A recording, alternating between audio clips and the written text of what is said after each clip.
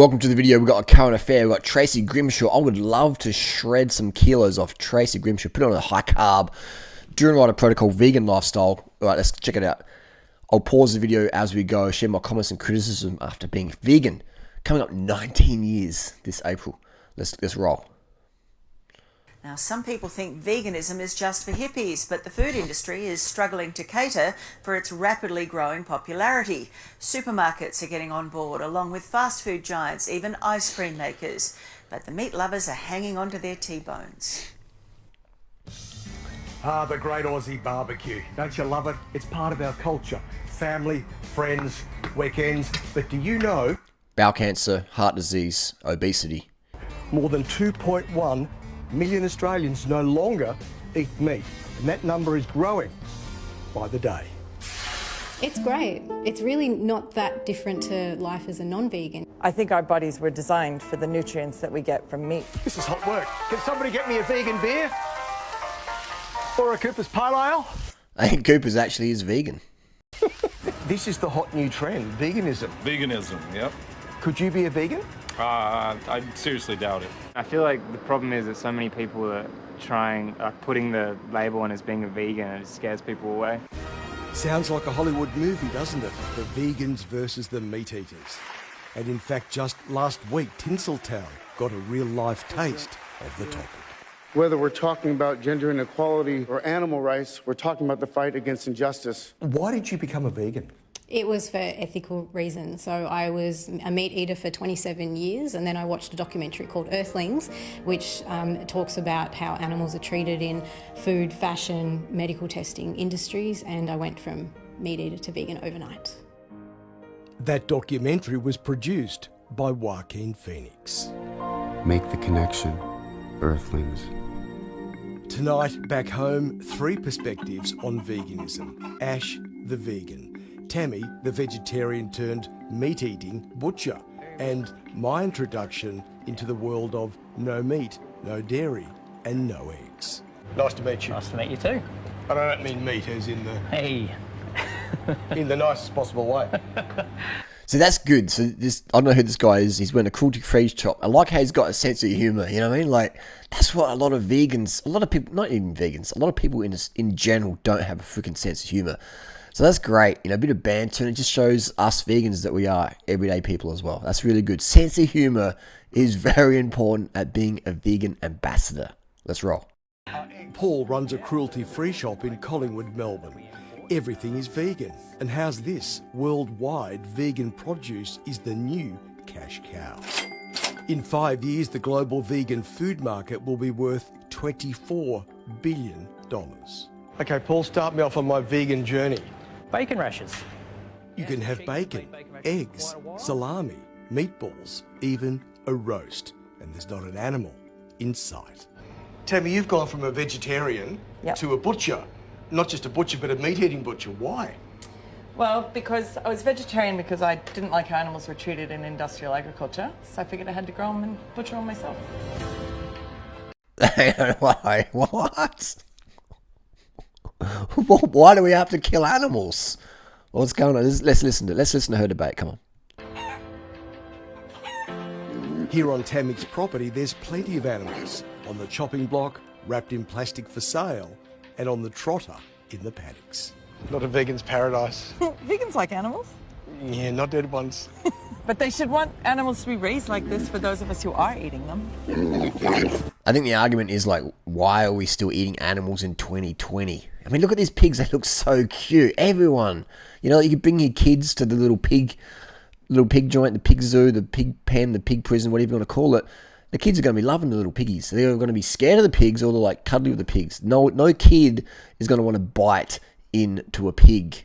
Okay, that's just like, the debate is done with that. You know, if you put a baby in a room with a pet pig, a baby pig, and if the baby bites into the pig and tries to eat it, I'll buy a new house. There is a lot of good evidence to suggest that we need to all be eating more plants. Nicole Dinan is a dietitian. Geez, that's amazing. When I did a current affair back in 2007, remember that? I was on Today Tonight, a current affair back in the vegan 2007. They roasted me. 2020, 13 years later, it is very pro-vegan. That's really cool to see. She thinks we should eat less meat, but there is a caveat. We know that meat does contain a lot of amazing nutrients like protein and zinc and iron And so does every single plant food. omega-3s and B vitamins. And so does every plant food. So if we just cut that out and we don't plan how to get those nutrients from other foods. Here's what they do, is they're trying to make the vegan diet complicated. Look, I've been a vegan, not just a vegan, but a vegan athlete since 2001. My diet is basically fruit, rice, and sugar, and fresh vegetables. Fruit, rice, sugar, fresh vegetables. I eat a bit of beans, a bit of nuts here and there, a bit of vegan Domino's pizza, a bit of vegan burgers at Hungry Jack's, a bit of soy milk here and there. But my staple is fruit, white rice, and white refined sugar. I have no deficiencies. I hardly take any supplements, and the ones I do take isn't to do with veganism, it's to do with cycling and running. So this whole thing of like, well, you have to be bad, it doesn't. You just have to get enough carb calories, all right? This lady's not even an athlete. It's good that they're pro, but there's this whole thing, well, it's okay to do it, but you got to be planned. No, you just have to eat enough carbs, so you got the energy, so you don't become a glucose-exhausted, pale, weak, anemic vegan like that guy called Mike the Vegan on YouTube. He looks bone white, and he's got no fitness at all. You don't look like that, or Dr. Greger. You don't look like those guys. Those guys are anemic, orthorexic vegans. Let's go on with it. Foods in our new diet, then we could leave ourselves short. Well, for breakfast, for the kids and I, we had some chia seeds with some plant milk. And hey, whoa, chia seeds with plant milk. That's how many calories? That's like 50 calories. Where's the cornflakes? Where's the fruit? Where's the cereal? Where's a bit of sugar? And also a smoothie. Smoothie. Okay, good. You treat the animals kindly and ethically until you kill them. Yes. Well, that was pretty good, wasn't it? You treat them kindly and ethically until you kill them. But is old mate going vegan or what? Look at his eyes. He's looking at it like, holy shit, we kill these little cute fuckers. That's pretty amazing. You treat them kindly and ethically until you kill them. Imagine that, the judge over a murder trial. So you treated, the defendant lawyers, well, Your Honor, the defendant treated the kids very kindly and very ethically until he put them in the car and set them on petrol. I don't think that's going to fly in any judge, in any courtroom around the world. I don't think it's immoral to eat animals. It's basically this concept that animals are not ours to use. Emily Rice from PETA, People for the Ethical Treatment of Animals. Veganism, she says, is so much more than diet. And then beyond that moves into the fashion. You can sort of tell she's a vegan. She sort of looks hot. She's got the piercings. She looks edgy.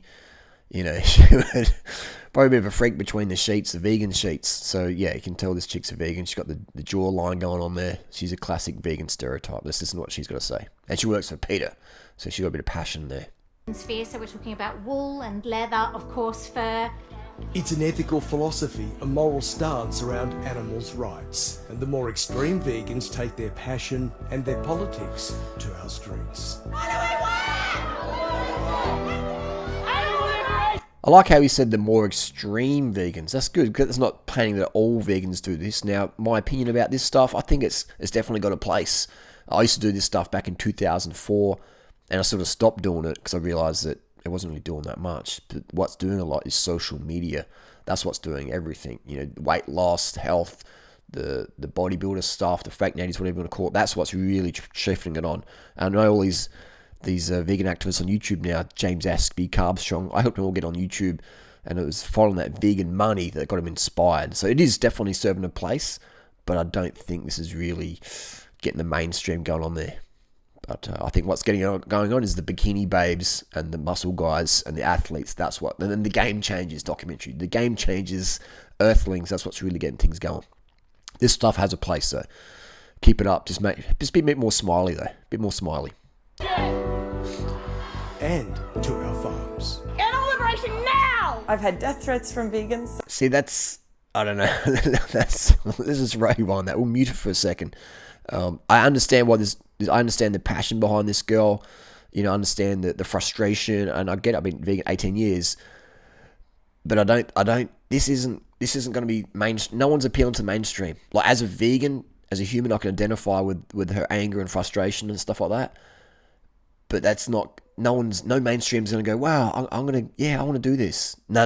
This is, I would say, 99.9% of people in the planet would agree with me. This is not appealing. Now, remember what Peter did? They dressed up the girls in the bikinis and lettuce leaves. That was appealing for mainstream. That got people thinking. This, what do you do? I mean, it's glad they're out there. I'm glad they're out there, but it's too full on. It's too much of a shock for people. Even though it's the truth, animal liberation, we want it now for sure. Meet the victims. It's all true, but society's still a bit sleepy. Me after alarming me initially, now it just bores me. A lot of my vegan friends get death threats. From who? From farmers, from meat eaters. I think it's on both sides. It's pretty horrific. Why do you eat meat? Because it's good for you. If I can Oh, they chose an obese person to ask that question. That was a bit sneaky, wasn't it? live a life without me causing pain to any living being, then I would choose to live that life. So you are Ethical omnivore. you're an ethical Ethical omnivore. omnivore. Which means Tammy eats meat, which she says she farms ethically. Ethical farming's an oxymoron.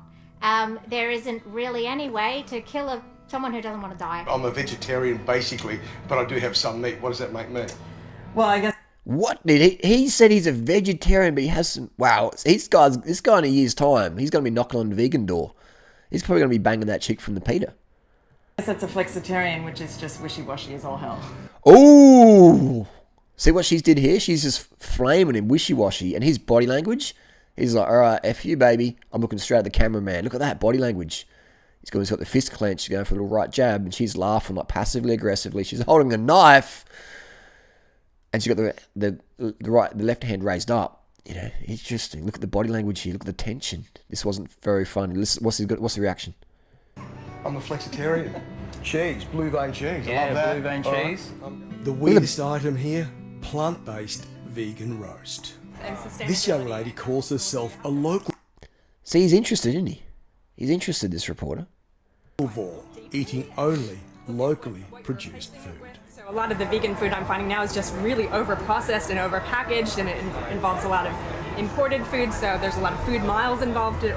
This is food miles. She's driven a car here with oil from Iraq. She's wearing Chinese cotton from an organic cotton farm in China. She's using hair dye product from overseas. She's sitting on furniture made in China. Come on, let's not talk about local stuff too much, baby. Food kilometers involved in it as well, so it's never just a simple black and white issue. New day, new diet. Oh dear. Actually, it's not bad. Fake roast beef. I think veganism is the future. I do have a beef with that. No, it's not for me. Not this sort of food, but vegan diet may be a different thing. Bit tasteless, but pretty good. Look, I had a crack, okay? You don't need this. Just go without your bacon and eggs and go without the cheeses and whatever. Yeah, be nice to your animals. What is going on here? This is pretty rad. He's right, you don't need this stuff. I mean, if you want something that's really like, I would say the Hungry Jack's Rebel Whopper, that's very, very, like it reminds me of the Whopper I used to eat when I was a kid. So a lot of this stuff can be a bit dry and bland. But yeah, your rice, your fruit, your cereal, Kellogg's Sustain, bit of sugar, a bit of soy milk or rice milk on there. It hits the spot. Rice, pizza. Everyone loves a pizza. Domino's do a great pizza. All around Australia. You get Hungry Jack's burgers. What else you got? You got all the chips and stuff like that. But again, you got your simple things. Pasta, rice, bread, toast and jam, avocado on toast, fruit smoothies, water, sugar, a bit of soy milk, fruit salad, cereals. The good stuff. Vegan ice creams, Sanitarium So Good ice cream is really good. So you got plenty of options. Sugar, sweet drinks, all the good stuff. We're running a Facebook poll to see if you'd consider trying a vegan or vegetarian diet this year. 41% of you say you will, while 59% won't. There is still time to cast your vote on our Facebook. Wow, that's very, very progressive. That's very, very fantastic. Tracy Grimshaw, baby. Get in contact with my girlfriend Natasha. We could shred Tracy back to what she was, the glory years back in the day. I can tell Tracy's been doing yo-yo diets on and off. But this is very, very positive. I just want to this reporter here, he's definitely got a personal interest in this story. Let's look at his body language. Yeah, be nice to your animals. What did he just say? What did he just say? Just go without your bacon and eggs and go without the cheeses and whatever. Yeah, be nice to your animals.